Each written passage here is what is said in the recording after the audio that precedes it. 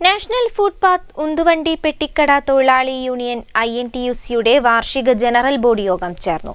അളകാപുരി ഓഡിറ്റോറിയത്തിൽ നടന്ന യോഗം INTUC ജില്ലാ പ്രസിഡന്റ് കെ രാജീവ് ഉദ്ഘാടനം ചെയ്തു.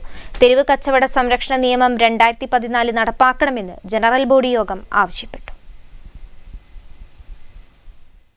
തൊഴിലാളികളെ ദ്രോഹിക്കുന്ന കോർപ്പറേഷന്റെയും മുനിസിപ്പാലിറ്റികളുടെയും പോലീസിന്റെയും നടപടികൾ അവസാനിപ്പിക്കണമെന്നും മുഴുവൻ തെരുവ് കച്ചവടക്കാർക്കും ലൈസൻസ് അനുവദിക്കണമെന്നും അല്ലാത്തപക്ഷം സമരപരിപാടികൾക്ക് നേതൃത്വം നൽകുമെന്നും INTUC ജില്ലാ പ്രസിഡന്റ് കെ രാജീവ് അറിയിച്ചു. നാഷണൽ ഫുട്പാത്ത് ഉന്തുവണ്ടി പെട്ടിക്കട തൊഴിലാളി യൂണിയൻ INTUC-യുടെ വാർഷിക ജനറൽ ബോഡി യോഗം ഉദ്ഘാടനം ചെയ്ത് സംസാരിക്കുകയായിരുന്നു അദ്ദേഹം. ഒരുപാട് അനീതികൾ തെരുവ് കച്ചവടക്കാരോട് നടക്കുകയാണ്.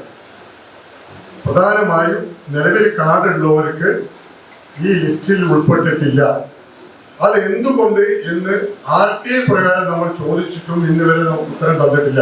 വേണ്ടേ?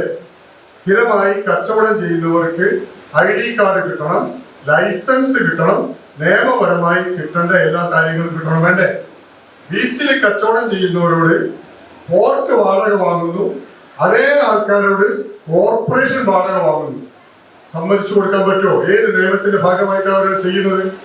അപ്പൊ തെരുവ് കച്ചവട സംരക്ഷണ നിയമം 2014 പ്രകാരം തൊഴിലാളിക്ക് കിട്ടേണ്ട മുഴുവൻ ആനുകൂല്യങ്ങളും പിടിച്ചു വാങ്ങുമെന്ന് പ്രഖ്യാപിക്കുന്ന സമ്മേളനമായിരിക്കണം ഡിസംബർ 26.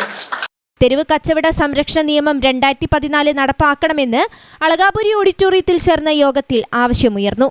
KV അബ്ദുൾ ജലീൽ അധ്യക്ഷനായി. കോർപ്പറേഷൻ പ്രതിപക്ഷ നേതാവ് KC ശോഭിത മുഖ്യപ്രഭാഷണം നടത്തി.